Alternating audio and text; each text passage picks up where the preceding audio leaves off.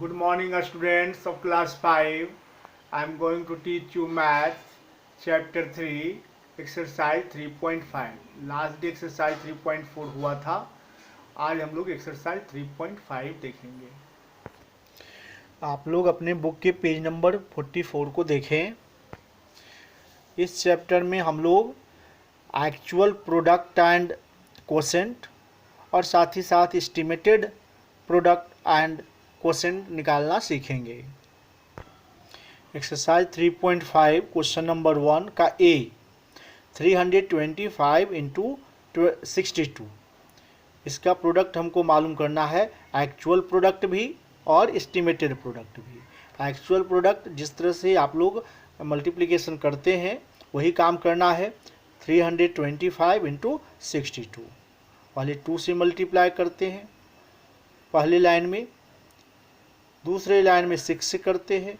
चूँकि 6 टेंस में है इसलिए एक जगह खाली छोड़ देते हैं, उसके बाद एक अंक हट करके लिखना शुरू करते हैं और इस तरह से हम लोग मल्टीप्लिकेशन करते हैं, इन सबको जोड़ देते हैं. ये आया 20,150. यही हमारा आंसर हुआ.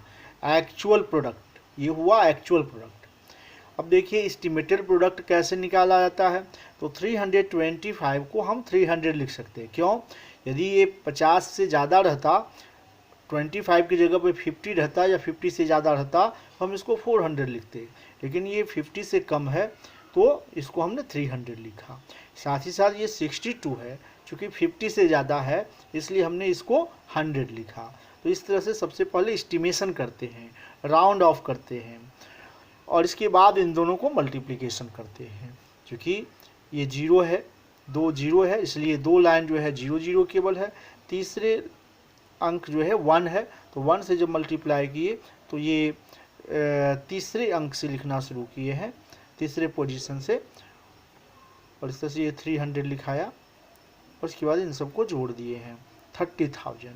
तो ये 30,000 हमारा एस्टिमेटेड प्रोडक्ट हुआ.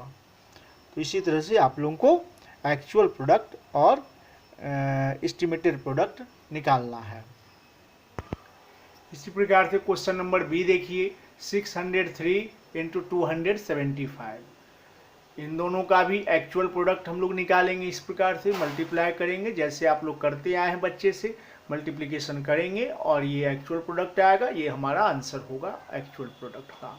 अब एस्टिमेटेड प्रोडक्ट निकालने के लिए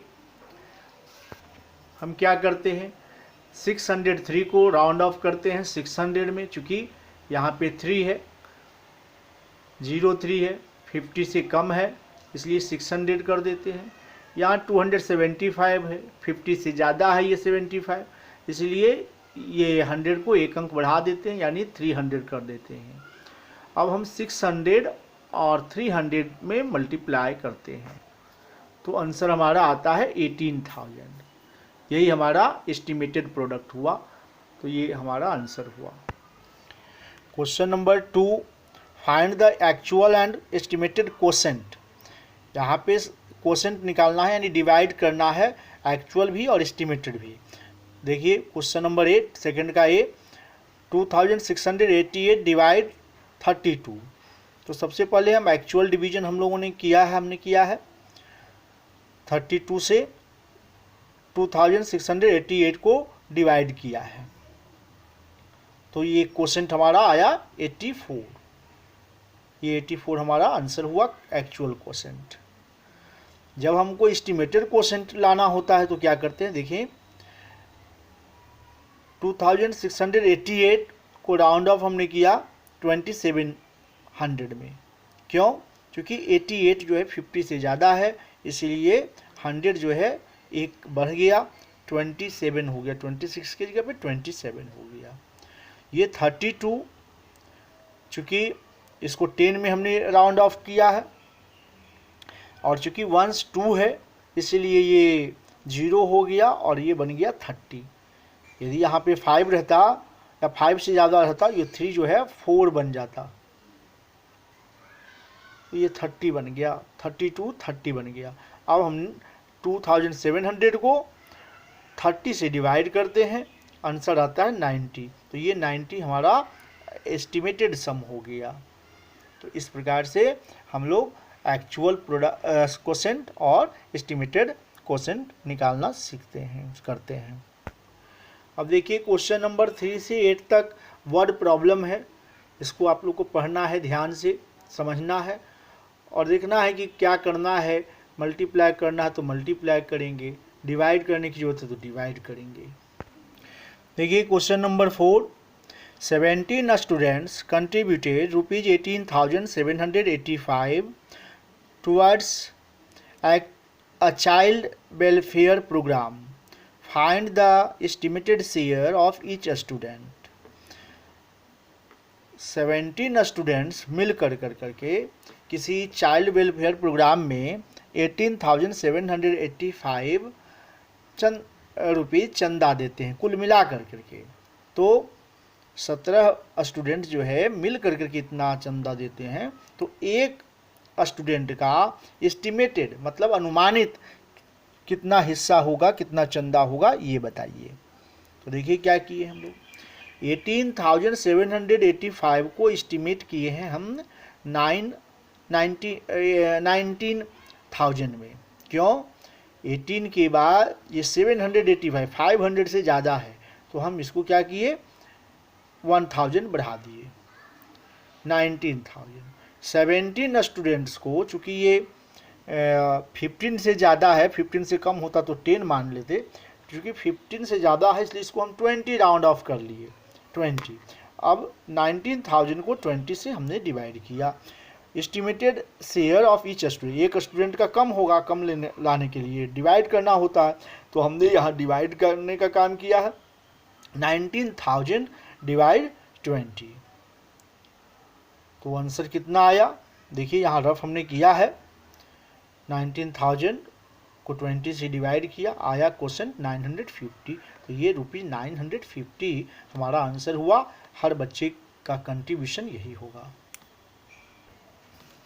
अब देखिए question number 7, 32 bags of cement way 1216 kg।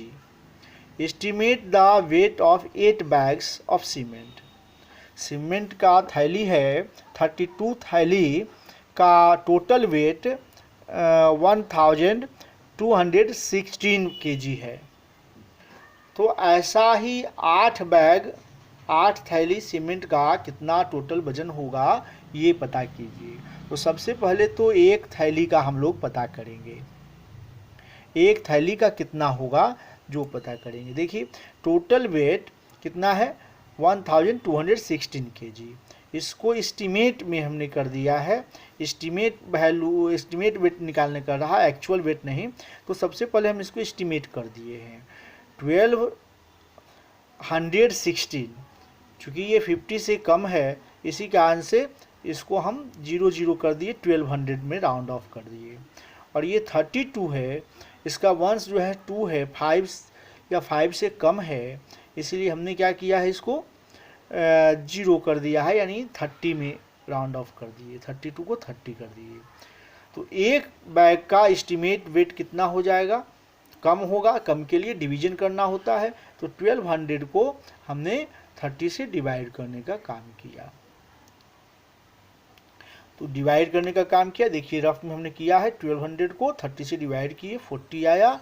ये 40 kg एक थैली का वजन हुआ। अब ऐसा ही 8 बैग है, 8 वेट ऑफ 8 बैग्स, तो 8 बैग का वजन जो है ज़्यादा होगा, तो ज़्यादा के लिए गुना करना पड़ता है, मल्टीप्लाई करना पड़ता है। तो 40 × 8 कितना आया 320 kg। तो यही हमारा आंसर हुआ। इस तरह से ये एक्सरसाइज आप लोग का बन जाएगा। होमवर्क में आप लोग नोट करेंगे। HW complete exercise 3.5। It's okay, thank you.